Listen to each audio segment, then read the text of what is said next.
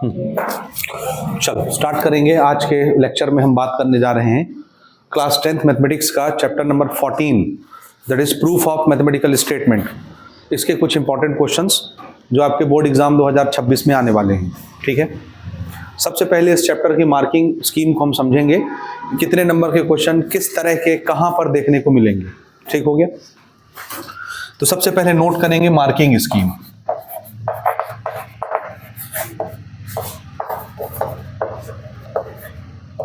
Marking scheme में यहां पर सबसे पहले एक नंबर का एक क्वेश्चन आएगा फिल इन द ब्लैंक्स के लिए।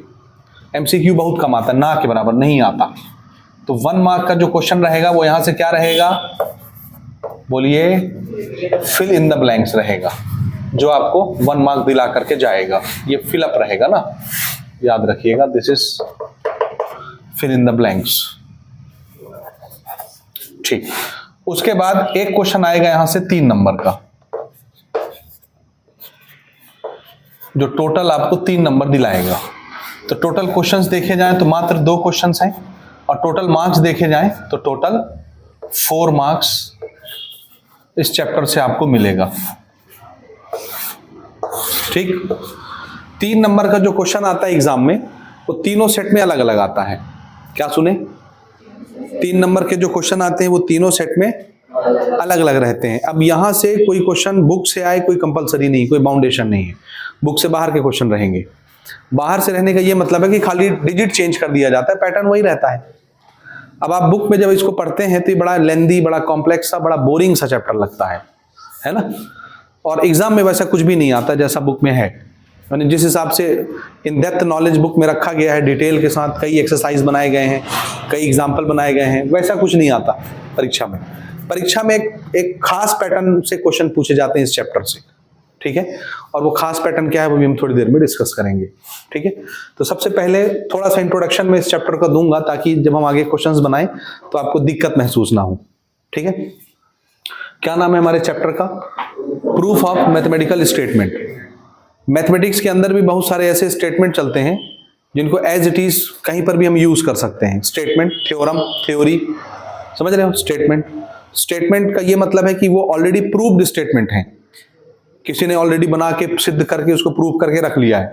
अब जब भी हमको किसी चीज की जरूरत पड़ेगी उसको हम एज इट इज कोट कर लेते हैं किसी क्वेश्चन के अंदर सॉल्यूशन निकालते समय।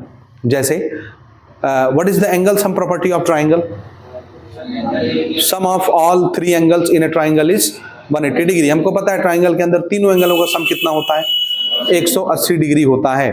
अब कहीं पर हमको अगर जरूरत पड़ गई 3 एंगल को जोड़ने की किसी ट्राइंगल की, तो क्या आप किसी क्वेश्चन के अंदर वो 3 एंगल को जोड़ के 180 प्रूव करोगे? क्या आपको पहले से पता है कि 3 एंगल का सम 180 होता है ट्राइंगल में? पहले से मालूम है, ये ऑलरेडी प्रूव स्टेटमेंट है।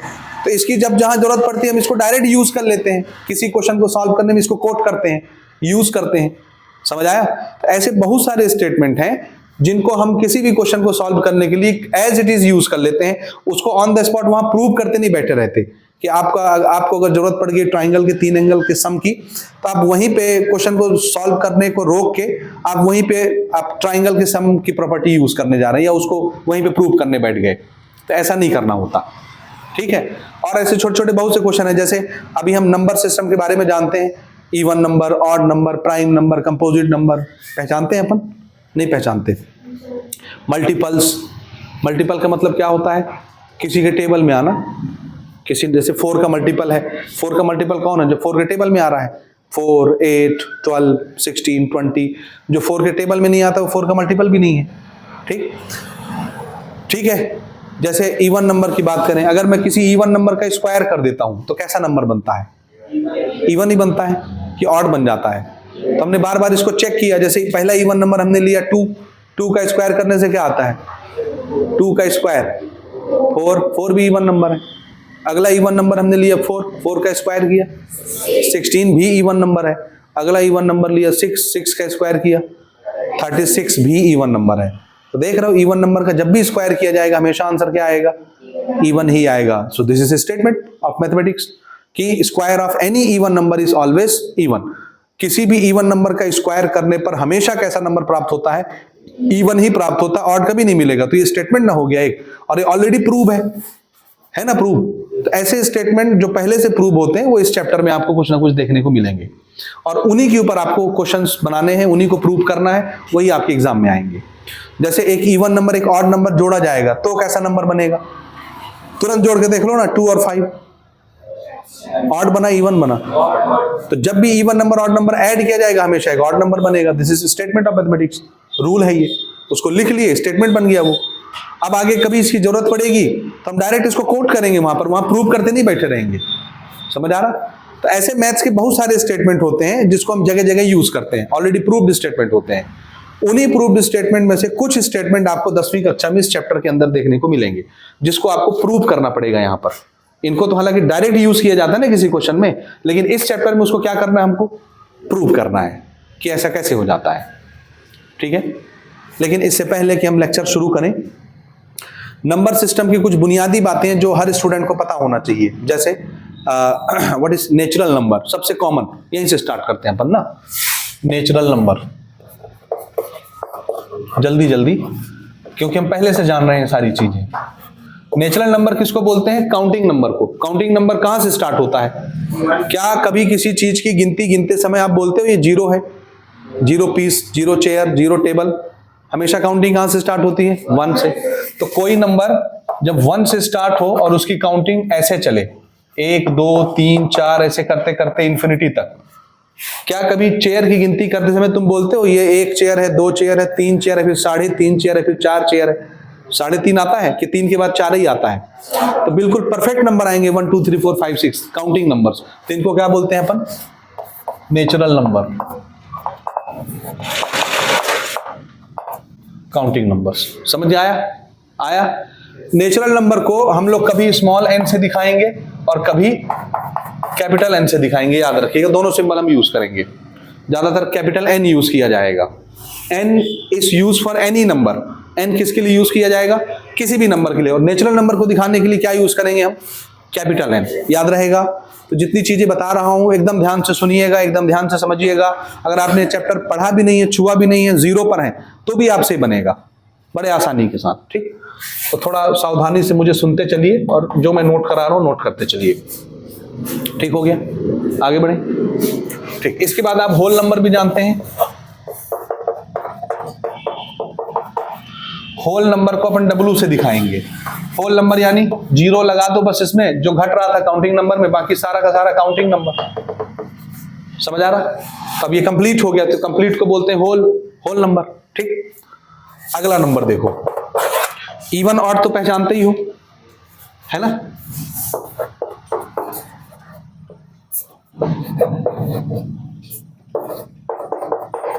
इवन नंबर किसको बोलते हैं मालूम है? किसको? जो 2 से डिवाइड हो जाए। अब मैं आपसे पूछूंगा 2 से कौन डिवाइड होगा? हाँ, जो 2 के टेबल में आता है। 2 के टेबल में आने को बोलते हैं 2 का मल्टीपल।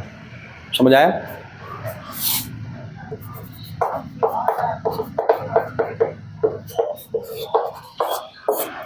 इवन नंबर का मतलब होता है 2 का मल्टीपल। 2 का मल्टीपल बनता कैसे है? किसी भी नंबर में आप 2 से मल्टीप्लाई कर दीजिए, वो 2 का मल्टीपल बन गया। नहीं समझे? कोई सा भी नंबर है, x y z कुछ भी है, उसमें जैसे ही 2 का मल्टीप्लाई होगा वो क्या बन जाएगा? 2 का मल्टीपल। और 2 का मल्टीपल ही क्या कहलाएगा? हाँ, 2 के मल्टीपल का मतलब है 2 के टेबल में आने वाला नंबर। और वो नंबर बनता कैसे है? 2 से मल्टीप्लाई होके। आप अपना टेबल ही पढ़ के देख लो ना, 2 1 जा 2 नहीं पढ़ते, तो वो 2 मल्टीप्लाई होता है 1 के साथ, तब आए उधर 2 आता है। 2 2 जा, तो 2 2 से मल्टीप्लाई होके 4 बनता है। 2 3 जा, 3 2 से मल्टीप्लाई होने के बाद 6 बनता है। तो आपने 1 2 3 को 2 2 से मल्टीप्लाई कर करके 2 4 6 8 10 बनाया है, जिसको 2 का मल्टीपल बोलते हैं। समझ में आ रहा है? तो 2 से मल्टीप्लाई होने के बाद कोई भी नंबर क्या बन जाता है? इवन नंबर बन जाता है, या 2 का मल्टीपल बन जाता है। क्या ये बात समझ आया? जो नंबर 2 के टेबल में आता है वही नंबर 2 से डिवाइड होता है। क्या सुने?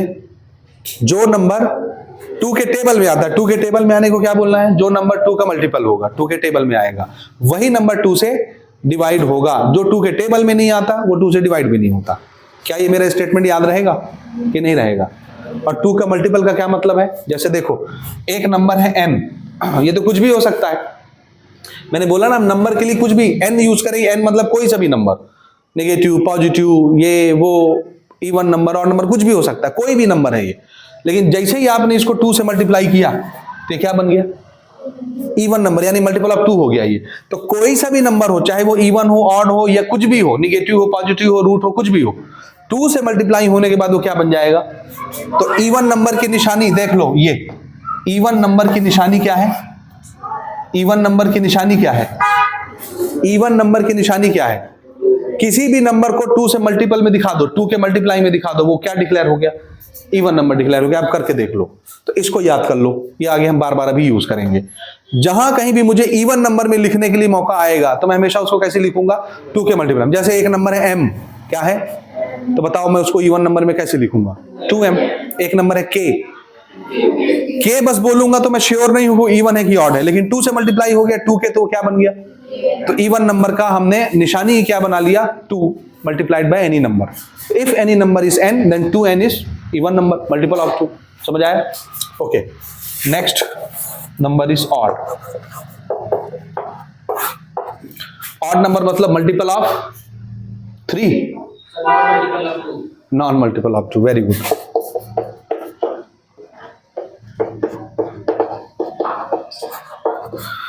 यानी जो 2 के टेबल में नहीं आता वो नंबर क्या कहलाता है? ऑड नंबर कहलाता है। जो 2 के टेबल में नहीं आता, 2 से डिवाइड भी नहीं होता, इसका मतलब है जो 2 से डिविजिबल नहीं है उसको क्या बोलेंगे? ऑड। तो आपने ये छोटे छोटे डेफिनेशन पढ़े हुए हैं। Any number which is divided by 2 या which is divisible by 2 is even number. Any number which is not divisible by 2 is odd number. ऐसे पढ़े हो ना? हम अभी उसको रिजेक्ट करते हैं, ऐसे मुरकेट के टोकरी में डाल देते हैं ऐसे स्टेटमेंट को। ठीक है, तो अभी सिर्फ हम किस पर एम्फेसाइज करेंगे? Multiple of 2, non multiple of 2।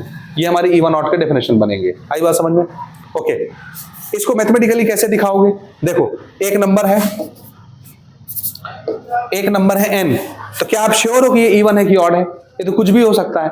समझ आ रहा? लेकिन जैसे इसमें 2 का मल्टीप्लाई हुआ, ये क्या बन गया? इवन। और इवन में आप 1 जोड़ के देखो क्या बन जाता है? ऑड बन जाएगा कि नहीं बनेगा? किसी में भी 2 मल्टीप्लाई की इवन बना, इवन में जैसे ही 1 जुड़ेगा क्या बन जाएगा? ऑड। तो ऑड नंबर के लिए निशानी ये याद कर लीजिए, किसी भी इंटीजर में या नंबर में 2 का मल्टीप्लाई की इवन बना, इवन में 1 जुड़ गया तो क्या बन गया? वो ऑड बन गया। तो जहां कहीं भी मुझे इवन नंबर लिखना होगा मैं ऐसे लिखूंगा, और जहां कहीं मुझे ऑड नंबर दिखाना होगा मैं ऐसे लिखूंगा। जैसे suppose if any number is m, then what is its odd number configuration? 2m+1। कोई नंबर k है, उसको ऑड में कैसे बनाएंगे? 2k+1। 2k बोलना क्या बन गया? वो इवन, और इवन में 1 जुड़ना क्या बना देता है? उसको ऑड बना देता है। जैसे 2+1, 2 इवन है कि ऑड है? इवन। 1 जोड़ो 2 में, 2+1 इज 3, क्या बन गया? वो ऑड। 6 इवन नंबर है कि ऑड नंबर? 6 में 1 जोड़ो, 6+1 इज, तो किसी भी इवन नंबर में 1 जुड़ता है वो क्या बन जाता है? ऑड बन जाता है।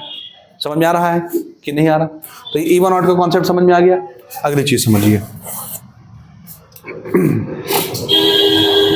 इंटीजर। इंटीजर किसको बोलते हैं? इंटीजर को दिखाने के लिए अलग अलग सिंबल्स यूज होते हैं, जैसे z यूज होता है, यहां पर आप i यूज कर सकते हैं, z और i कुछ भी। इंटीजर्स। इंटीजर किसको कहते हैं मालूम है? इंटीजर किसको कहते हैं?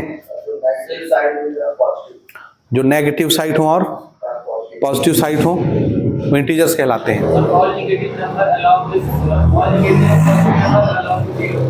All negative number, all positive number along with 0। सारे नेगेटिव नंबर, सारे पॉजिटिव नंबर और 0 ये सब मिला के क्या कहलाते हैं?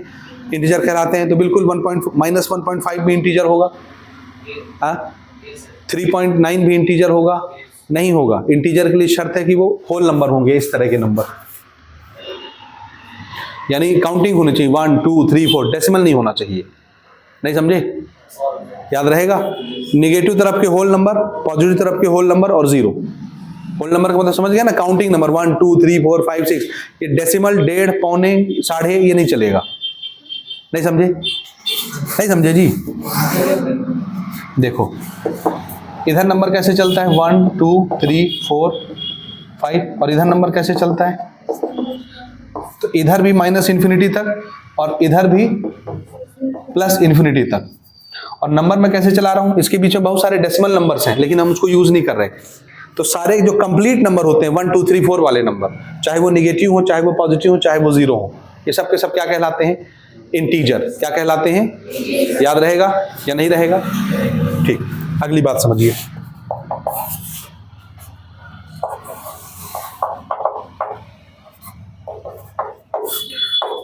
रैशनल नंबर किसको कहते हैं? जो p बाई क्यू के फॉर्म में रहे। p बाई क्यू बोले तो this is numerator and this is denominator. क्या शर्त होती है किसी नंबर को रैशनल नंबर बनने के लिए? q is not equal to 0 और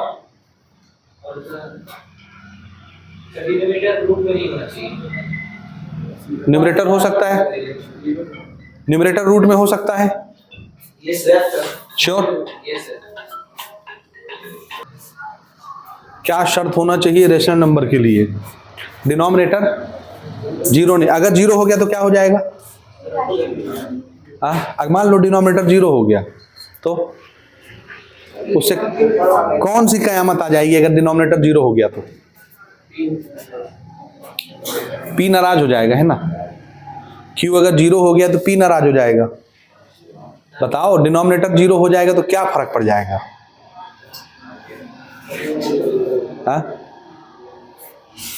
q अगर 0 हो गया तो any number divided by 0 is not defined. 0 से तो कोई नंबर डिवाइड नहीं ना हो सकता। मैंने क्या बताया, कौन सा नंबर किससे डिवाइड होता है? जो उसके टेबल में आता है। तो 0 के टेबल में जब कोई नंबर आएगा तो 0 से डिवाइड भी हो जाएगा। तो ऊपर कोई सा भी नंबर लिखा होगा, क्या वो नंबर 0 के टेबल में आता है? तो जब 0 के टेबल में नहीं आता तो 0 से डिवाइड भी नहीं हो सकता। 0 मर जाए टेबल पढ़ते पढ़ते, कभी वो नंबर 0 के टेबल में नहीं आएगा और कभी डिवाइड नहीं होगा। मतलब ये सिचुएशन क्या हो गई? नॉट डिफाइंड, मतलब उसका आंसर नहीं आएगा। समझ आया? तो जब आंसर ही नहीं आना तो काहे का फ्रैक्शन वो, फिर वो रैशनल भी नहीं रह जाएगा। समझे? रैशनल नंबर के लिए शर्त ये होती है कि ये दोनों जो नंबर है ये इंटीजर होना चाहिए। क्या होना चाहिए? इंटीजर। क्या होना चाहिए? p and q are integer. p और q दोनों क्या होने चाहिए? इंटीजर। इंटीजर समझ गए ना? अभी ऊपर बात हुई इंटीजर की। हाँ तो ठीक है ना, क्या दिक्कत है? हाँ बस लिख देते हैं, बस ये 0 ना हो गया। बाकी कोई सा भी इंटीजर हो सकता है, क्यों 0 नहीं होना चाहिए? 0 इंटीजर है, लेकिन हमने मना कर दिया कि भैया तुम 0 ना होना बस। ठीक है? तो p और q क्या होने चाहिए? इंटीजर्स। इंटीजर यानी पॉजिटिव नंबर, नेगेटिव नंबर और 0, लेकिन डिनोमिनेटर को 0 होना मना है। याद रहेगा, ये शर्त है। ठीक है? समझ गए? तो अब मुझे बताओ, क्या ये रूट में हो सकता है न्यूमरेटर? देखो यहाँ क्या हमने यहाँ रूट रखा है इंटीजर में। अभी भी बताया ये दोनों इंटीजर होना चाहिए, और इंटीजर में रूट आता है क्या? तो फिर ये कैसे रूट हो सकता है? अगर ये रूट हो गया तो रैशनल नहीं है, क्योंकि इंटीजर नहीं है वो। समझ आया? तो रैशनल नंबर में कभी भी आपको रूट नहीं दिखेगा, कभी भी रूट, क्योंकि रूट वाला नंबर क्या नहीं होता? इंटीजर नहीं होता। और दोनों को p और q को इंटीजर होना है। समझ में आया या नहीं आया? पक्का? चलो जी, इस पर आगे हम डिस्कशन करेंगे। डिनोमिनेटर 0 नहीं होना चाहिए। ओके, नेक्स्ट थिंग इज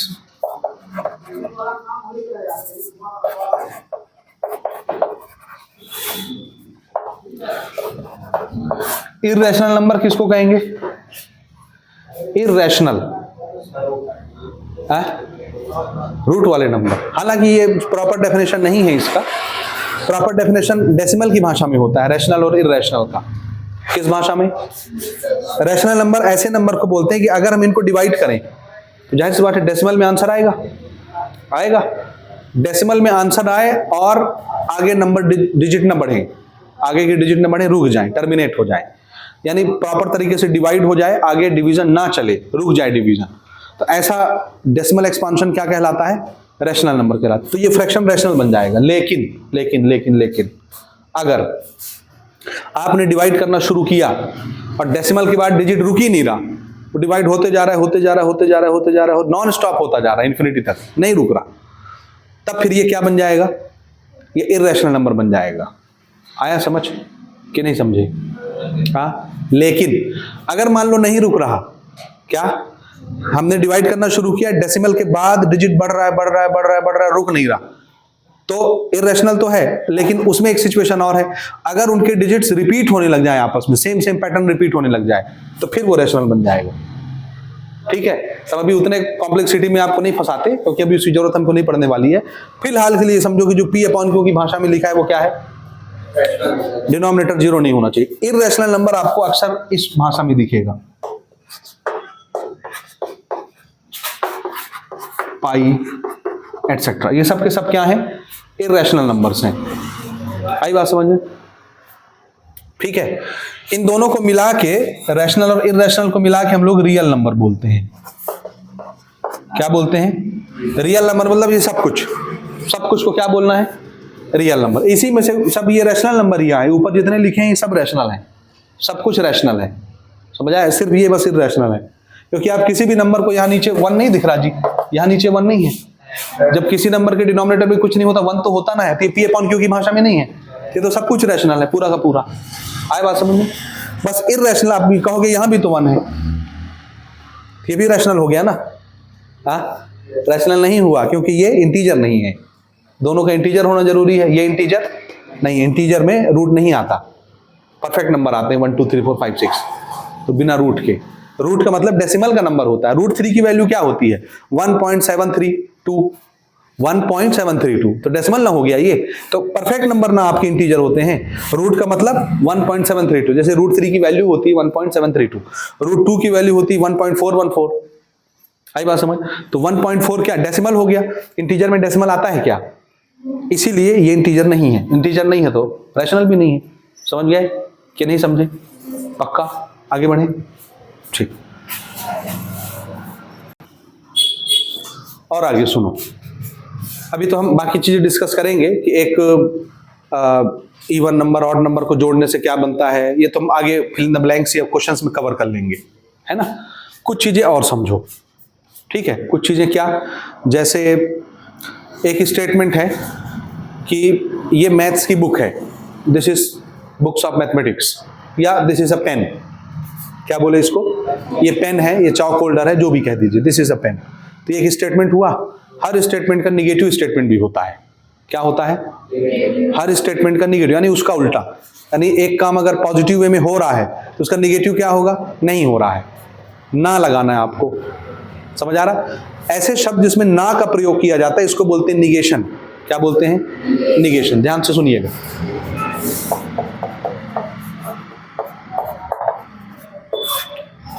जैसे एक स्टेटमेंट लेता हूं मैं, दिस इज ए पेन, तो इसका निगेटिव शब्द क्या होगा, ये पॉजिटिव हो गया, तो इसका निगेटिव निगेशन कैसे करेंगे आप, this is not a pen. ये नॉट शब्द लग गया, नॉट शब्द का लगना उसको क्या बना देता है, निगेट कर देता है, निगेटिव बना देता है। अब जब भी हम किसी स्टेटमेंट को कोट करते हैं, हर स्टेटमेंट का एक नाम होता है। क्या सुने, हर स्टेटमेंट का क्या होता है, एक नाम। जैसे ये एक स्टेटमेंट है, इस स्टेटमेंट का मैंने नाम रखा P। जब भी नाम रखा जाएगा किसी स्टेटमेंट का, कैपिटल लेटर में रखा जाएगा। इधर ध्यान लगाओ, जब भी किसी स्टेटमेंट का नाम रखा जाएगा, कैसे रखा जाएगा, कैपिटल लेटर, ABCD कुछ भी लगा लीजिए, मैंने P नाम रख दिया कैपिटल में, और ऐसे हम कॉलन लगाते हैं। ये स्टेटमेंट है, ये स्टेटमेंट का नाम है, ये कॉलम लगना जरूरी है। तो ये स्टेटमेंट लिखने का तरीका होता है, स्टेटमेंट मैथमेटिक्स के। तो ये पॉजिटिव स्टेटमेंट हो गया, दिस इज अ पेन। इसको मुझे उल्टा करना है, निगेटिव बनाना है, तो क्या लिख दूंगा, this is not a pen. तो हमारा ये जो स्टेटमेंट का नाम होगा, इस नाम में हम बदलाव करेंगे। बदलाव क्या करते हैं, हम इसमें एक सिंबल लगाते हैं, ये इस सिंबल को बोलते हैं निगेशन का सिंबल। क्या बोलते हैं, दिस इज। ये आपने यूज किया हुआ है सिमिलरिटी इन ज्योमेट्रिकल शेप में, दो ट्राइंगल को सिमिलर बनाने के लिए बीच में नहीं यूज किया जाता, तो ये वही सिंबल है। समझ आया? इस सिंबल का नाम होता है टिल्ट। क्या नाम है इसका, टिल्ट बोलते हैं इसको। और नाम से हमको कोई मतलब नहीं है, बस याद रखना ये निगेशन के लिए यूज किया जाता है। किस लिए, तो किसी पॉजिटिव स्टेटमेंट को अगर ना में चेंज करना है, ना लगाना है, तो उसका सिंबॉलिक रिप्रेजेंटेशन क्या होगा, ये सिंबल होगा। आया समझ? ये आता है परीक्षा में फिल इन द ब्लैंक्स में, इस सिंबल को पहचान लो। याद रहेगा कि नहीं रहेगा, रहेगा। एक दूसरी चीज समझिए, एक और सिंबल मैं समझाना चाहता हूं, इंप्लाइज टू।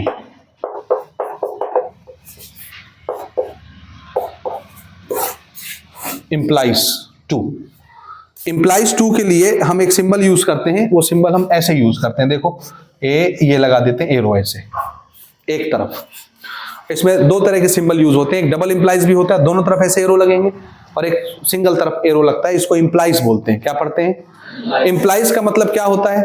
एक स्टेटमेंट के अंदर दूसरा स्टेटमेंट कंटेन है, मौजूद है। या इसको मैं और आसान करके समझाता हूं, ध्यान से सुनिएगा।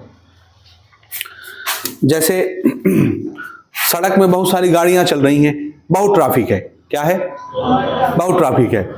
और इतनी ट्रैफिक में अगर आप जाओगे तो एक्सीडेंट होगा। पैदल जाओगे, रोड में घुस जाओगे तो। नहीं समझे? हाँ, समझे कि नहीं समझे? बहुत ट्रैफिक है और आप अगर पैदल घुस गए रोड में तो क्या होगा?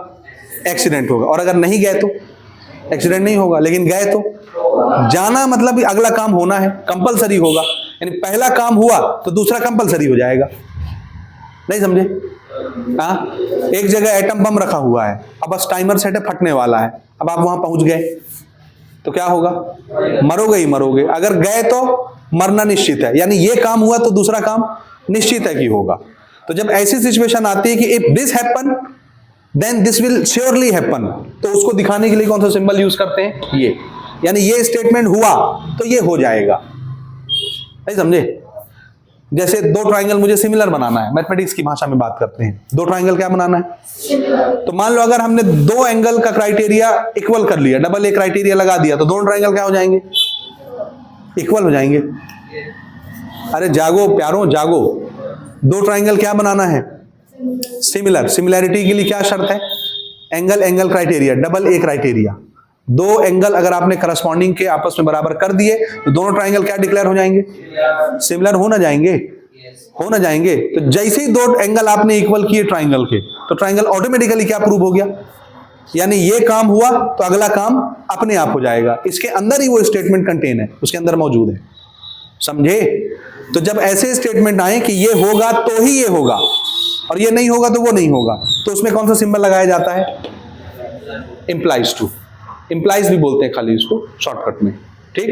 और अगर दोनों तरफ बात बराबरी की हो कि ये होगा तो ये हो जाएगा और ये हुआ तो ये भी हो जाएगा वापस, तो फिर मैं क्या लगाऊंगा? ये डबल इंप्लाइज लगा दूंगा ऐसे। तो उसको छोड़ो अभी। समझे कि नहीं समझे? हाँ। तो ये क्वेश्चन में कैसे आता है? If A contain B then what is the mathematical expression? Answer is this, implies to. A के अंदर अगर बी कंटेन कर रहा है, यानी ए हुआ तो बी हो जाएगा, तो उसको दिखाने के लिए हम ये सिंबल यूज करेंगे। ठीक है? समझे कि नहीं समझे? समझ गए? इतने इंफॉर्मेशन के साथ अपने एक्सरसाइज एग्जांपल सारे स्टार्ट कर सकते हैं, कोई अब वो नहीं है इसमें। तो हम स्टार्ट करेंगे एमसीक्यू से। हालांकि एमसीक्यू नहीं आता, लेकिन फिर भी हम डिस्कस करेंगे। फिल इन द ब्लैंक्स आता है।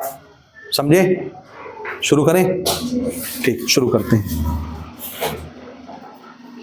चलो, पहला हम स्टार्ट करेंगे ऑब्जेक्टिव क्वेश्चन से। पहला क्वेश्चन है if n1 belongs to n। ये सिंबल भी पहचानते चलिएगा ना। देखिए, इफ n1, इसको पढ़ते हैं belongs to. Capital N is for natural number. तो n कोई नंबर होगा n1, वो किससे बिलोंग कर रहा है? इसको पढ़ते हैं बिलोंग्स टू। क्या पढ़ते हैं? Belongs to. क्या पढ़ते हैं? मतलब ये नंबर किससे बिलोंग कर रहा है? नेचुरल नंबर से। मतलब ये नंबर नेचुरल नंबर है, कहने का ये मतलब है। And n2 also belongs to natural number. समझ में आ रहा है लिखावट और उसको पढ़ने का तरीका? ये भी कोई नंबर होगा जो किससे बिलोंग कर रहा है। तो n1 भी नेचुरल नंबर है, n2 भी नेचुरल नंबर है। ठीक है? This property of natural number. अच्छा, आगे प्रॉपर्टी क्या दिया देखो, n1 plus n2 belongs to natural number.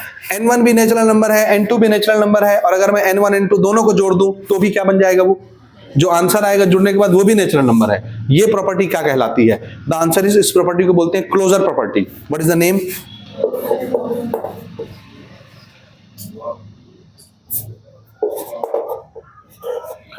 Closure property. ठीक, क्या नाम है इसका? एक नंबर नेचुरल नंबर है, दूसरा नंबर भी नेचुरल नंबर है, दोनों को जोड़ेंगे तो उसका आंसर भी क्या आएगा? Natural number. इस प्रॉपर्टी को बोलते हैं क्लोजर प्रॉपर्टी। पहला कौन सा ऑप्शन है जी हमारा? Option number B.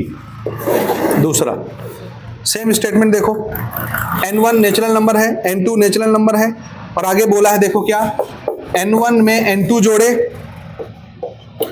या n2 में n1 जोड़े। दिख रहा है? n1 में n2 जोड़ो या n2 में n1 जोड़ो।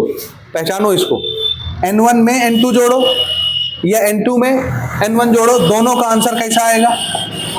सेम। अगर ऐसा हो गया तो इस प्रॉपर्टी को क्या कहते हैं? कम्यूट करना, अदला बदली करना। कम्यूट मतलब तो इस प्रॉपर्टी को बोलते हैं commutative property, option number A. ये याद रहेगा कि नहीं रहेगा? एक नंबर आपने जोड़ा, उसको ऐसे पलटा के जोड़ दिया, आंसर सेम आ गया, तो ये प्रॉपर्टी क्या कहलाती है? Commutative property. कम्यूट करना, अदला बदली, ऐसे नहीं समझे? कम्यूट करने का मतलब क्या होता है? ऐसे अदला बदली करना। अदला बदली कर दो फिर भी जोड़ने पर आंसर सेम आ जाए तो प्रॉपर्टी क्या कहलाएगी? Commutative property. अगली चीज देखो, number 3, the rational number q is equal to p upon q is defined if. ये कैसे डिफाइन किया जाएगा? ये रेशनल नंबर अगर है तो रेशनल नंबर की क्या पहचान बताई थी मैंने? p और q दोनों क्या होने चाहिए? इंटीजर, और q 0 नहीं होना चाहिए, यही शर्त है। इनमें से कोई भी एक शर्त नहीं पाई जाएगी तो हम इसको रेशनल नहीं मानेंगे। ये किस ऑप्शन में हमको दिख रहा है? किसमें? बी वाला। So B option is correct option. समझ में आ रहा है? आ रहा है भैया? नहीं आ रहा है? आ रहा है। अगला क्वेश्चन देखो, चौथा question, this symbol denotes for. ये सिंबल किसका होता है? Belongs to. तो ये क्या हो जाएगा? Does not belongs to. नहीं समझे? या नॉट एलिमेंट ऑफ, वही है, डज नॉट बिलोंग्स टू, या उसका एलिमेंट नहीं है। समझ रहे हो? ऑप्शन में क्या दिया है? Not element of, option B. ठीक, समझ गए ना? डज नॉट बिलोंग टू या नॉट एलिमेंट ऑफ, एक ही मतलब होता है दोनों का। पांचवा question, the square of any number is equal to और greater than the number, the symbolic form of their statement is. किसी भी नंबर का स्क्वायर उसी नंबर के बराबर होता है या उससे बड़ा होता है? बराबर भी हो सकता है, बड़ा भी हो सकता है। एक नंबर है, इमेजिन करो 1, क्या स्क्वायर करो, 1 का स्क्वायर 1 आया, तो एक नंबर का स्क्वायर उसी नंबर के बराबर हुआ कि नहीं हुआ? 1 का स्क्वायर 1 ही के बराबर होता है। अब जरा 2, एक नंबर इमेजिन करो 2, उसका स्क्वायर करो 4 2 से बड़ा है कि छोटा है?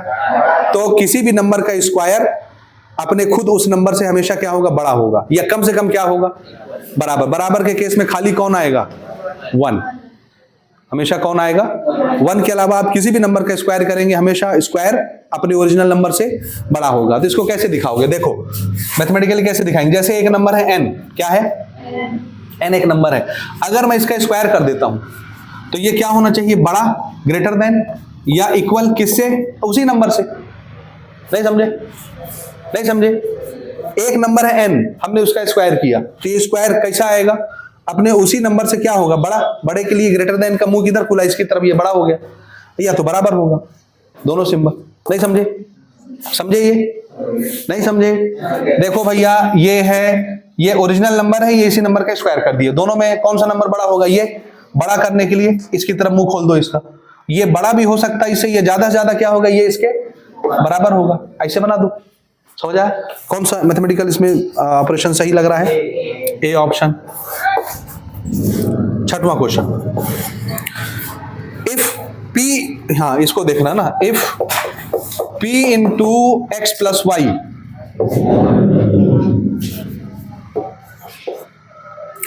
Is equal to p x and p x plus p y. हाँ, इस सिंबल को पढ़ते हैं वेयर। क्या पढ़ते हैं इसको? वेयर। क्या पढ़ते हैं? इसको पढ़ते हैं वेयर।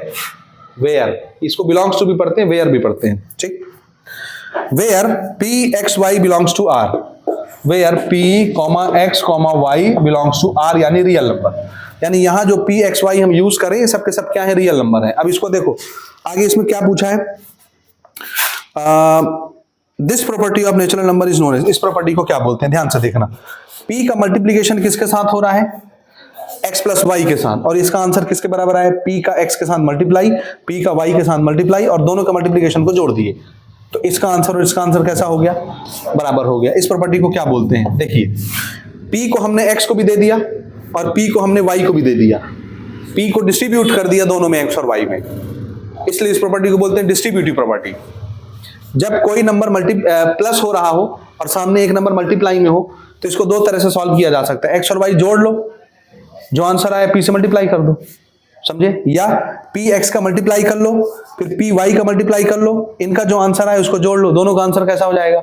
सेम सेम आएगा। समझ में आ रहा है? नहीं आ रहा? तो p को हमने x को भी दे दिया, p को y को भी दे दिया, तो p को डिस्ट्रीब्यूट कर दिया x और y में, इसलिए इस प्रॉपर्टी को क्या बोलते हैं?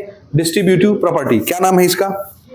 कोई ऑप्शन दिख रहा है? Option D, distributive property. 7वां क्वेश्चन देखो, the negation of statement P is, एक स्टेटमेंट है जिसका नाम है पी, उसका निगेशन कैसे दिखाया जाएगा? हाँ, ये टिल्ड साइन आप लगाएंगे पी के पहले, ये उसका निगेशन हो गया। किस ऑप्शन में दिख रहा है आपको ये? Option A. आई बात समझ? चलो जी आगे बढ़ते हैं। Question number 8, if b plus 9 upon a minus 5, b plus 9 upon a minus 5, ठीक, इस रैशनल एक्सप्रेशन, यानी ये एक रैशनल नंबर है, रैशनल एक्सप्रेशन है, where a comma b belongs to natural number. पढ़ने से समझ में आ रहा है, a comma b belongs to natural number, यानी a भी नेचुरल नंबर होगा, b भी नेचुरल नंबर होगा। Then which value of a is not valid, तो a की कौन सी वैल्यू नहीं होनी चाहिए? अभी अभी बताया नेचुरल नंबर a और b तो ठीक है, ये समथिंग अपॉन समथिंग कौन सा फॉर्मेट है? रैशनल, तो रैशनल एक्सप्रेशन है, और रैशनल एक्सप्रेशन में क्या शर्त होना चाहिए? ये भी इंटीजर होना चाहिए, ये भी इंटीजर होना चाहिए, और डिनोमिनेटर 0। तो ये 0 कब बनेगा? जब यहां क्या लिखा होगा? 5। अगर a की वैल्यू 5 हो गई तो 5 माइनस 5 क्या हो जाएगा? और फिर ये रैशनल रह ही नहीं जाएगा, क्योंकि रैशनल के लिए शर्त है डिनोमिनेटर 0 नहीं होना चाहिए, और डिनोमिनेटर a के किस नंबर के चक्कर में हो जाएगा? 5। तो a को क्या होना मना है? 5। खोज लो, वही तो पूछ रहा है कि विच value of a is not valid, a की वैल्यू क्या नहीं होनी चाहिए? 5। कौन सा ऑप्शन है? सी। समझ गए? 9वां क्वेश्चन, इसमें पहचानो, देखो क्या लिखा है, p square plus 7 divided by q square minus 25, it is a rational expression, then which value of q will not be valid, q की कौन सी वैल्यू वैलिड नहीं होगी, जो इसको 0 बना देगी? ये 0 कब बनेगा? जब यहाँ 25 आएगा, 25 माइनस 25 0 होगा। तो q की जगह ऐसा कौन सा नंबर रखें कि उसका स्क्वायर करने पे 25 आ जाए? 5। क्या माइनस 5 का स्क्वायर 25 नहीं होगा? तो इसमें 5 भी हो सकता है और माइनस 5 भी हो सकता है। कौन सा ऑप्शन हुआ इसका? सी ऑप्शन, ठीक। 10वां question, the symbol this denotes for, क्या बोलते हैं इसको? इंप्लाइज। ये ऑप्शन ए है आपका। खत्म ऑब्जेक्टिव। ऑब्जेक्टिव से क्वेश्चन नहीं आता, क्वेश्चन आता है फिल इन द ब्लैंक से, ठीक। ये इसलिए डिस्कस की क्योंकि इंपॉर्टेंट टर्म जो आ रहे हैं वो आपको एक बार रिकॉल हो जाए, ठीक। Fill in the blanks. पहला question, the sum of an even and odd number is always, एक इवन एक ऑड नंबर का सम हमेशा कैसा आएगा? आपको अगर दुविधा हो तुरंत एक नंबर सोच के देख लो, इवन नंबर 2 ले लो, ऑड नंबर 3 ले लो, जोड़ लो, 2 + 3 5, कैसा नंबर बना? ऑड। तो पहले का आंसर क्या हो गया? ऑड। दूसरे क्वेश्चन में चलते हैं। Every angle of rectangle is of, rectangle का हर एंगल कितने का होता है? 90 डिग्री, तो सब जानते हो। तीसरा question, if L M N are intersecting lines then number of common points are, ऐसे L और M दो लाइन है, एक L एक M, तो ये इंटरसेक्टिंग पॉइंट क्या मिला इसमें?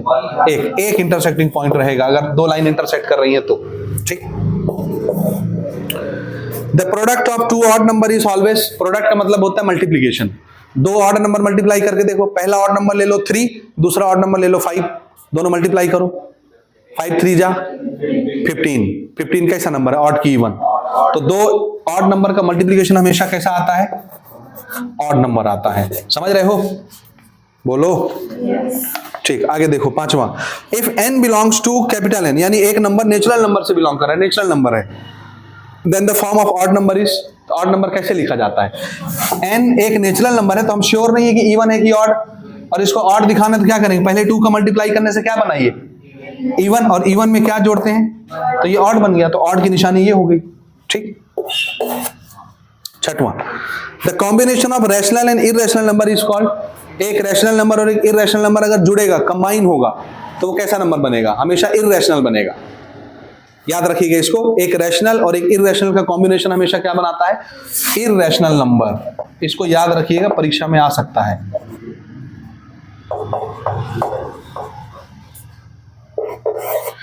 7वां, the square of even number is always, even का स्क्वायर करो, 2 का स्क्वायर, 4 का स्क्वायर, 6 का स्क्वायर, इवन नंबर का स्क्वायर करो, हमेशा कैसा आएगा? इवन नंबर, ठीक।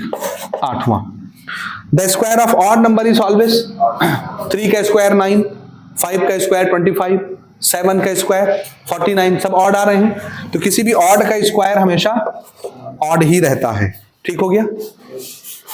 Question number 9, symbolically the negation of statement P is represented by, एक स्टेटमेंट है P, उसके निगेशन को सिंबॉलिकली कैसे दिखाओगे? ये टिल्ट साइन लगाते हैं स्टेटमेंट के नाम के पहले, ठीक, this is symbolic notation for negation.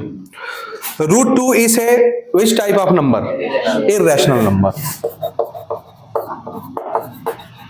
कोई सा भी रूट वाला नंबर दिखता है, पाई दिखता है, उसको आप इररेशनल मानेंगे। 11, इफ P मीन्स, ध्यान से सुनना, if P means is a integer, P का मतलब है it is a integer, P क्या है? एक integer. Then this is not an integer will be, P integer नहीं है, उसको कैसे दिखाएंगे? P इंटीजर है, एक नंबर इंटीजर है, उसको P से दिखा रहे हैं, तो एक नंबर इंटीजर नहीं है, उसको कैसे दिखाएंगे?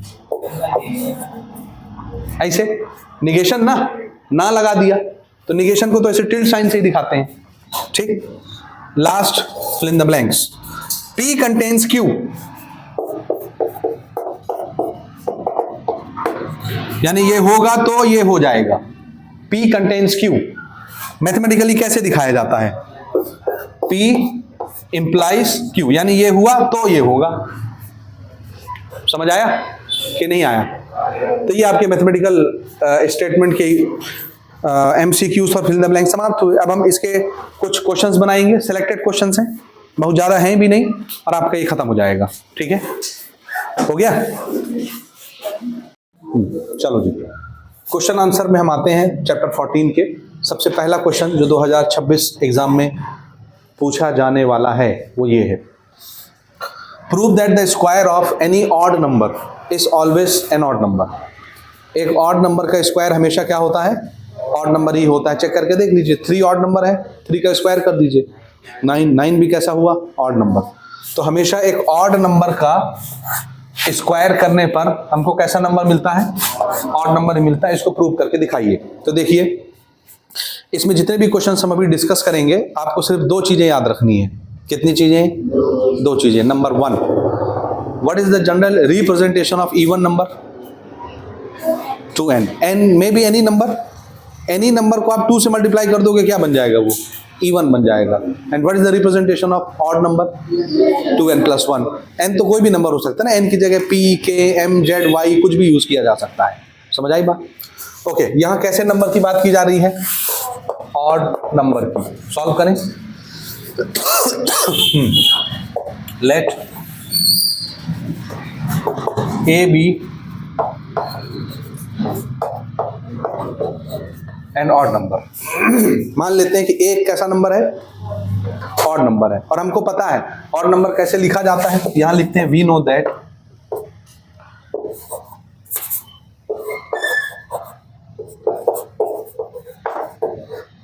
Odd number a is equal to, बताइए कैसे लिखते हैं ऑड नंबर को? 2n + 1 होता है, ऐसा लिखते हैं। अब आपको बताना पड़ेगा कि ये n क्या चीज है। What is n? n में भी एनी नंबर, और एनी नंबर को क्या बोलते हैं हम? इंटीजर, ठीक। तो यहां हम लिखेंगे, देखिए, this is where n belongs to integer. क्या ये पढ़ना लिखना समझ आ रहा है? यहां जो n हमने यूज किया, हमको बताना पड़ेगा n क्या चीज है। तो आंसर है n कोई भी इंटीजर हो सकता है, नेगेटिव, पॉजिटिव, 0, कुछ भी। समझ आ रहा? तो ये सिंबल किसका है? वेयर का। किसका? और n ये नंबर है, और हम ये बता रहे हैं कि n किससे बिलोंग कर रहा है? इंटीजर से। कोई भी इंटीजर हो सकता है, कोई डाउट नहीं है ना? अब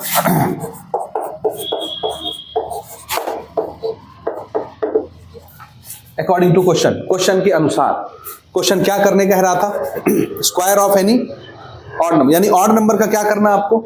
तो ये रहा हमारा ऑड नंबर, स्क्वायर कर दो दोनों तरफ। करें स्क्वायर? चलो स्टार्ट करते हैं। अकॉर्डिंग टू क्वेश्चन, ये रहा हमारा ऑड नंबर। हमको क्या करना है ऑड नंबर का? स्क्वायर। स्क्वायर कैसे करते हैं? इधर, और इसमें एक से ज्यादा टर्म है तो ऐसे स्क्वायर दोनों तरफ, ठीक। This is square of odd number, this is square of odd number. Okay, this is look like a + b का whole square. This is a, this is b, and a + b का whole square, and we know the formula. What is the formula? a square plus 2ab, multiply में 2 into है, dot लगा देते हैं, into को, ठीक, plus B का square, ठीक है, आ रहा समझ? ओके, स्क्वायर करो, दोनों का स्क्वायर होगा, 2 का स्क्वायर 4, n का स्क्वायर n स्क्वायर, यहां मल्टीप्लाई करो, 2 2 जा 4, n इंटू 1 n प्लस 1 का स्क्वायर 1, ठीक है। अच्छा, हमको क्या ला करके दिखाना है?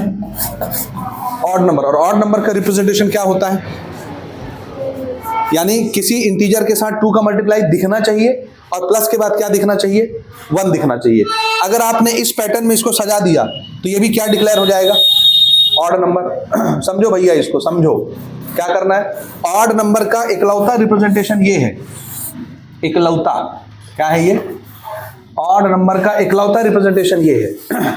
क्या रिप्रेजेंटेशन है? कि किसी भी नंबर के साथ मल्टीप्लाई में क्या दिखना चाहिए? 2, और ये इसको क्या बना देगा? इवन, और इवन में जैसे ही 1 जुड़ेगा क्या बन जाएगा वो? तो ऑड का रिप्रेजेंटेशन ये है, किसी भी इंटीजर के साथ 2 मल्टीप्लाई में दिखना चाहिए और प्लस के बाद 1 दिखना चाहिए, कोई दूसरा नंबर नहीं दिखना चाहिए। यहां ना 2 दिख रहा है ना कोई इंटीजर दिख रहा है, और 1 तो दिख रहा है, तो 1 तो हमको दिख रहा है, प्लस के बाद हमको 1 चाहिए भी, तो इसको हम बचाएंगे क्योंकि प्लस के बाद 1 ऑटोमेटिकली दिख रहा है हमको। बस इसको हमको कैसे एडजस्टमेंट करना है कि हमको सामने क्या दिखने लग जाए? 2। तो आप क्या करो, इन दोनों को देखो, क्योंकि ये तो चाहिए, +1 चाहिए, +1 चाहिए ऑड के नोटेशन के लिए, तो इसको हम बचाएंगे, एज इट इज रखेंगे, लेकिन हमको इसमें सामने क्या चाहिए होता है? तो आप इन दोनों में से 2 कॉमन निकाल लो। बताओ, अगर इन दोनों में से 2 कॉमन निकालोगे तो बताओ यहां पर क्या बचेगा? 2n square. यहां से भी 2 निकल जाएगा तो क्या बचेगा? क्या बचा? 2, थोड़ा जोर से बोलो, बचा? हमको सामने 2 चाहिए बस, क्योंकि हमारा पैटर्न ये होता है ऑड का। और प्लस के बाद क्या है? +1। अब देखो, what is n? n is any integer. n कोई नंबर ना है, इंटीजर ना है। जब इसमें 2 मल्टीप्लाई होगा तो कोई इंटीजर ही बनेगा, नंबर ही ना बनेगा।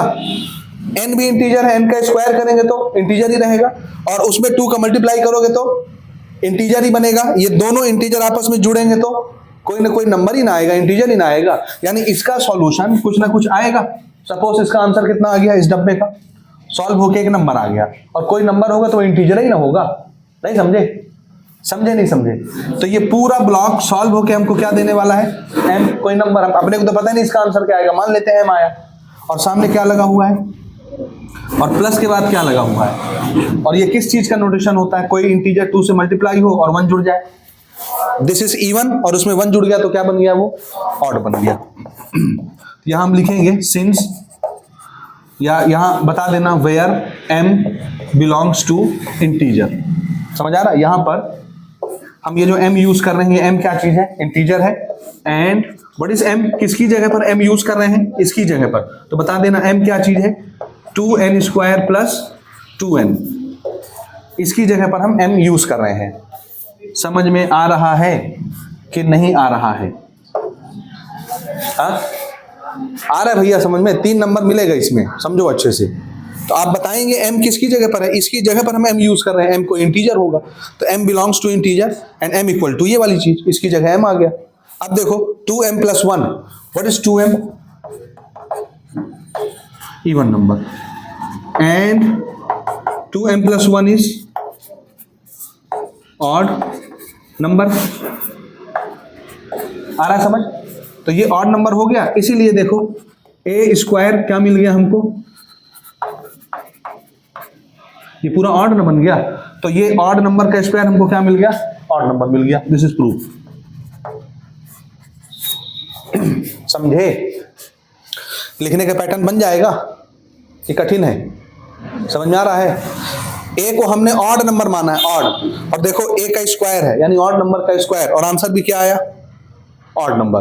तो ऑड नंबर का स्क्वायर ऑड नंबर आया, प्रूव हो गया। वही तो करना था, square of any odd number is always odd. 2m + 1 is odd, तो उसको ऑड नंबर लिख दिया। आ रहा है समझ? नोट करो, अगले क्वेश्चन में चलते हैं। Next question, prove that the sum of an odd number and an even number is always an. क्या बोल रहा है क्वेश्चन? क्या करना है आपको? सम निकालना, जोड़ना है। किसको जोड़ना है?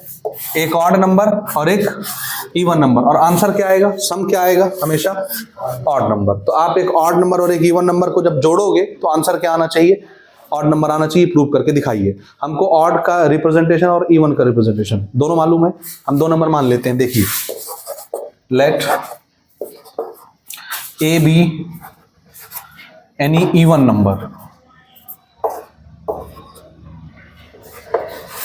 And b be any odd number. ठीक है, ए को क्या मान लिए, इवन, और बी को क्या मान लिए, ऑड। मान लेते हैं ए इवन नंबर है और बी ऑड नंबर है।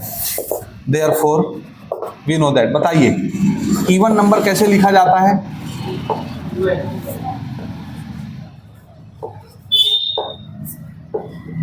इवन नंबर ए कैसे एक्सप्रेस करते हैं इवन को, 2n। अब आप यहां बताओगे कि n क्या चीज है ना। एंड ऑड नंबर बी कैसे एक्सप्रेस करते हैं ऑड नंबर को, 2n प्लस 1। अब यहां बताना कि भाई जो n आप यूज कर रहे हो n क्या चीज है, n बिलोंग्स टू इंटीजर या नेचुरल नंबर, कुछ भी लिख सकते हो। यहां जो n यूज हुआ, वहां जो n यूज हुआ, दोनों क्या है, इंटीजर है। इज इट क्लियर, कि कोई डाउट नहीं है, डाउट ना। अब प्रश्न के अनुसार अकॉर्डिंग टू द क्वेश्चन क्या बोल रहा था, एक ऑड नंबर और एक इवन नंबर को क्या करना है, जोड़ना है दोनों को ना। ये रहा even number a for apple, ये रहा odd number b for ball, दोनों को क्या करना है, दोनों को जोड़ना है। तो ए और बी को ये हमने एक्सप्रेस किया हुआ है। इवन नंबर को क्या लिखना है, 2n, ऑड नंबर को क्या लिखना है, 2n प्लस 1, दोनों को जोड़ना है। आ रहा है समझ, इवन प्लस ऑड, जोड़ दिए दोनों को। तो ये आंसर भी क्या आना चाहिए, ऑड। तो ऑड के लिए शर्त क्या है, ऑड कैसा दिखता है, ऐसा, यानी प्लस के बाद क्या दिखना चाहिए, 1, और सामने किसी इंटीजर के मल्टीप्लाई में क्या दिखना चाहिए, 2 ही दिखना चाहिए। ठीक, सॉल्व करते हैं। देखो 2n तो आपस में जुड़ जाएगा, जुड़ के कितना हो जाएगा, 4n, और उसको प्लस 1 तो आपको चाहिए तो अलग रखो। लेकिन ये तो 4 टाइम n प्लस 1 बन गया। हम अपने को क्या दिखाना है, तो क्या आप इसमें से 2 कॉमन नहीं निकाल सकते, कैसे लिख सकते हैं, 2, और ये क्या बन जाएगा, 2n प्लस 1। समझ आ रहा, n कोई इंटीजर है, इंटीजर जब किसी नंबर से मल्टीप्लाई होता है तो इंटीजर ही ना बन जाता है। तो ये 2n किस में कन्वर्ट हो गया, m में। ये सामने का 2 और ये रहा 1, ये किसका नोटेशन है, 2m प्लस 1, किसका, ऑड का। समझ में आ रहा है, यहां पर बता देना where m belongs to integer and m किसकी जगह यूज कर रहा हूं मैं, 2n की जगह, ये 2n की जगह m। और इधर क्या चल रहा था, एक इवन नंबर और एक ऑड नंबर का सम। इधर क्या आ गया, इक्वल टू के बाद ये, और ये क्या चीज है, ऑड नंबर। ठीक है, बहुत ज्यादा मन हो तो आप यहां बता सकते हैं इस तरह से कि where 2m is even number and 2m plus 1 is odd number. ठीक है, वो प्रूव हो गया वहीं पर।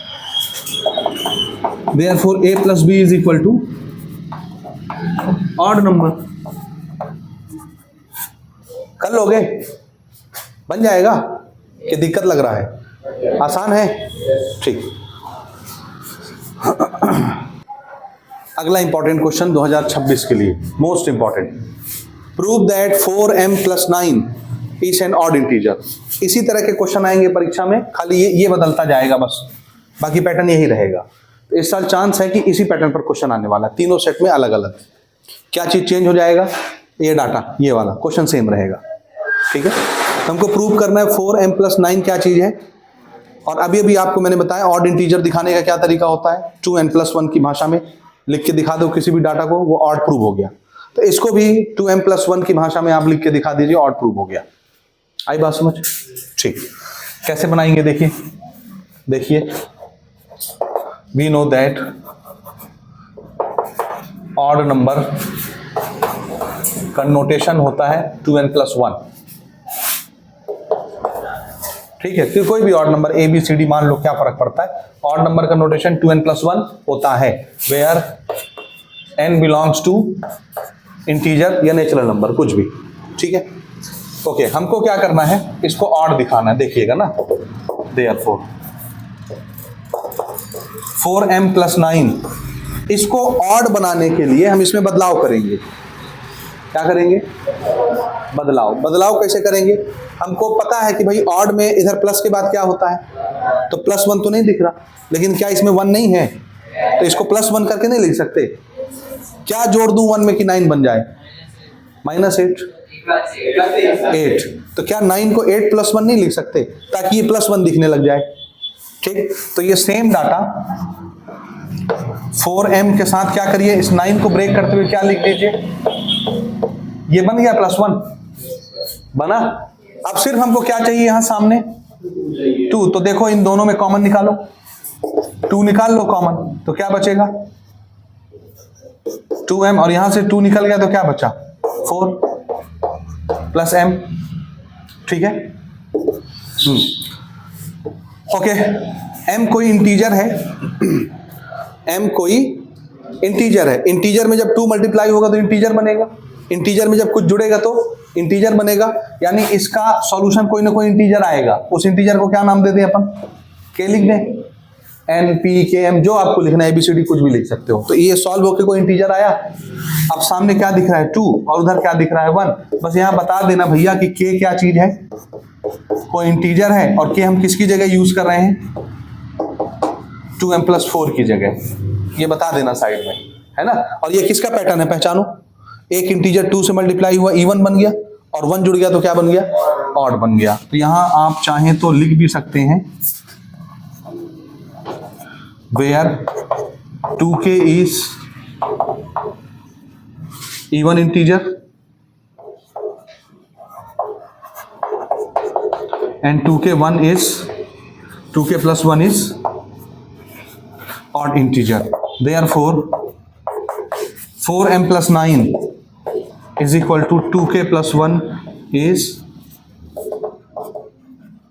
odd integer. प्रूव हो गया, 4m + 9 is odd number, odd integer। आ रहा है समझ, ये प्रूव हो गया, ठीक, बन जाएगा। अब मैं खाली ये डाटा चेंज करूंगा और 2-3 क्वेश्चन इस पर प्रैक्टिस करेंगे हम सेम पैटर्न के साथ, ठीक है। हाँ देखो, चेंज कर रहा हूं ना इसको, 2k + 11। अब यहाँ k यूज कर लिए, तो यहाँ हम बता देंगे कि k क्या चीज है, कोई इंटीजर है। इसको ऑड नंबर प्रूव करके दिखाओ। हमको पता है ऑड नंबर का नोटेशन क्या होता है, 2n + 1। तो ये रहा हमारा नंबर, क्या कर रहा, हमको प्लस के बाद 1 चाहिए, तो इसको 1 में ब्रेक नहीं कर सकते। क्या लिखोगे बताओ, 2k + 11 को क्या लिखना है, 10 + 1 बन गया +1। इसमें से क्या कॉमन निकालोगे, 2 कॉमन निकालोगे तो यहाँ क्या बचेगा, k + 5, और ये इंटीजर, इसमें कुछ जुड़ेगा तो इंटीजर ही ना आएगा। यहाँ कुछ और ABCD लिख लो ना, p लिख लो, तो आपकी मूड के ऊपर है, कोई भी लेटर यूज कर सकते हो, समझ में आया। m लिख लो, n लिख लो, जो लिखना है, ठीक। Where p belongs to integer and p किसकी जगह आप यूज कर रहे हैं, k + 5 की जगह, हो गया। तो यहां पर देखिए 2p इवन नंबर है और 2p + 1 ऑड नंबर है, इसलिए ये जो डाटा है हमारा 2k + 11, ये क्या बन गया, 2p + 1 यानी odd integer. This is proof. बन जाएगा कि नहीं बनेगा, नोट करें, सेम डाटा, खाली पैटर्न समझो, बन जाएगा, कोई भी क्वेश्चन आएगा, ठीक। अगला क्वेश्चन है 2k + 7। अभी आपने 11 लेके बनाया, अब 7 लेके बनाएंगे, ठीक है, ठीक। तो यहाँ क्या लिखा हमने, 2k + 7। इसको +1 बनाने के लिए क्या लिखे हैं आप, 6 + 1। इसमें 2 कॉमन निकालोगे तो k + 3, बाकी चीज सेम। इसको मिला के आपने p लिख लिया, यहाँ बता देना कि ये क्या चीज है, k + 3, है ना। और ये आपका इवन और ये आपका odd, so 2k + 7 is 2p + 1, this is odd integer, prove हो गया, है ना। एक और क्वेश्चन प्रैक्टिस करेंगे, 6n + 13 ऑड इंटीजर प्रूव करना है। वेयर यहाँ पर हम n यूज कर रहे हैं, तो इसको n से चेंज कर लीजिए, n। We know that odd number का रिप्रेजेंटेशन 2n + 1 होता है, हमको +1 बनाना है। What is the question, 6n plus 13, इसमें से +1 निकालो, तो क्या लिखना पड़ेगा इसको? 6n प्लस 12 प्लस 1, इसमें से 2 कॉमन निकालना आपको। जब आप 2 कॉमन निकालेंगे you will get 3n plus 6। समझ आ रहा? n कोई इंटीजर है, 3 से मल्टीप्लाई होकर इंटीजर रहेगा, 6 जुड़ भी जाएगा, इंटीजर ही रहेगा, उस इंटीजर का नाम p रख लिया, सामने का 2 और ये रहा +1, वेयर p इज इंटीजर और p किसकी जगह पर हम यूज कर रहे हैं? 3n प्लस 6 की जगह। ठीक है, ठीक है। सेम डाटा यहां पर 6n प्लस 13 इस ऑड इंटीजर, हो गया प्रूफ। ठीक है, नोट कर लो। चलो लास्ट क्वेश्चन डिस्कस करेंगे। Prove that the sum of interior angles of a triangle is 180 degree. एक ट्राइंगल के अंदर के 3 एंगल का सम कितना होता है? 180। ये हमको प्रूव करके दिखाना है। कैसे करेंगे देखिए, सपोज एक ट्राइंगल यहां पर मैं बना लेता हूं।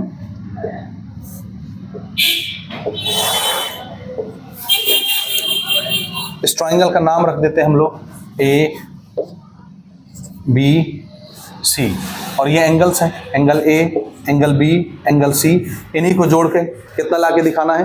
180 degree. Suppose the name of this angle is angle 1, this is angle 2, this is angle 3।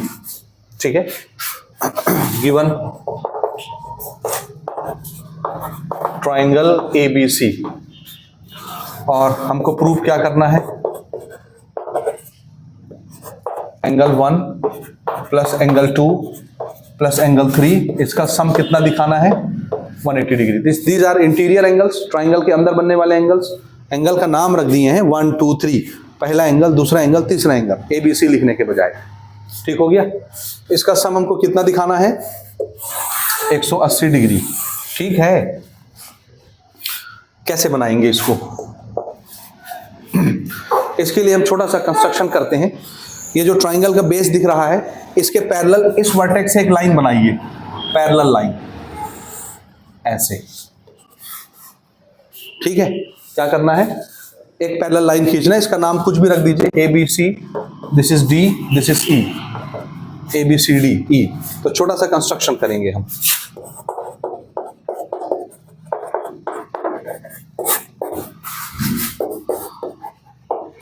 Draw DE parallel to BC।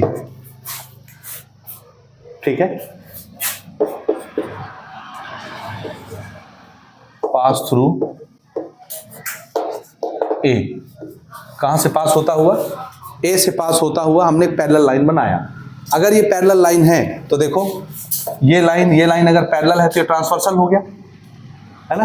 और ट्रांसवर्सल में ये वाला एंगल और ये वाला एंगल क्या हो जाता है? बराबर। उसी प्रकार से अगर ये 2 लाइन पैरेलल है तो ये भी ट्रांसवर्सल हो गया। ट्रांसवर्सल में ये इधर का एंगल और इधर का एंगल आपस में क्या हो जाएंगे? बराबर। अल्टरनेट इंटीरियर एंगल्स बोलते हैं इनको। समझ में आया? तो 1 2 3 एंगल ट्राइंगल के अंदर है, इसको बोल देता हूं एंगल 4, इसका नाम रख देता हूं एंगल 5। ठीक, देखिए प्रूफ स्टार्ट करते हैं ना, या यहीं पे लिख लेते हैं। देखिए, since DAE parallel to BC and AB and AC are transversal। ये दोनों लाइनें ट्रांसवर्सल हैं, तो कौन कौन से एंगल बराबर हो जाएंगे? एंगल 4 किसके बराबर हो जाएगा? एंगल 2 के। समझ रहे हो? ये वाला एंगल 4 किसके बराबर हो गया? एंगल 2 के। और एंगल 5 किसके बराबर हो जाएगा? एंगल 3 के। ठीक, ये हमने डाटा निकाल लिया। अल्टरनेट इंटीरियर एंगल्स क्या बोलते हैं इनको?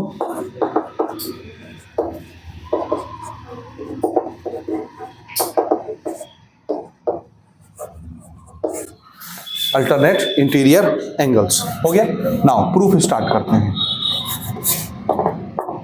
प्रूफ देखिए, this is a straight line, और एक स्ट्रेट लाइन का टोटल एंगल कितना होता है?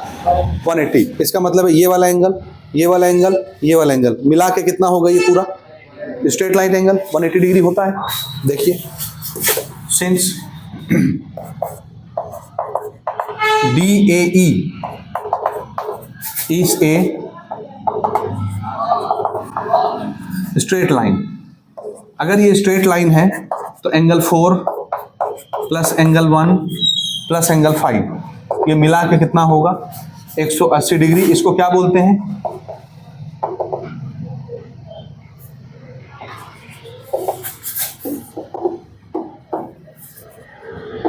स्ट्रेट लाइन एंगल्स क्या बोलते हैं?